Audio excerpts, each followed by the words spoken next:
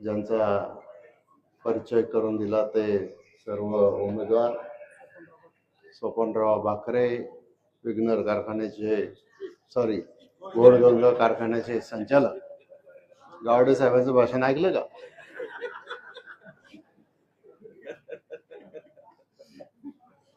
आणि सर्व तज्ञ आहे.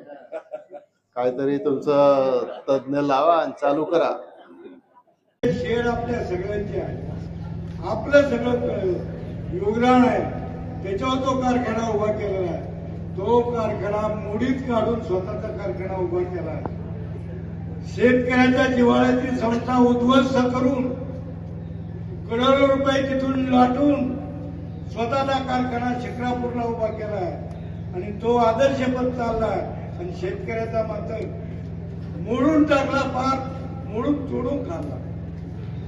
तो माणूस हा गावोगाव येतोय आणि वळसे पाटलावर आरोप करतो. वळसे पाटलाने काय त्याचं घोडं मारलंय मला कळत नाही. तो वळसे पाटलाचं नाव काढलं का एकदम कारण उठतो. त्याला वाटतं एवढा चांगला कारखाना यांनी माझ्या शेजारी चालवला, हा का नाही बंद पडला.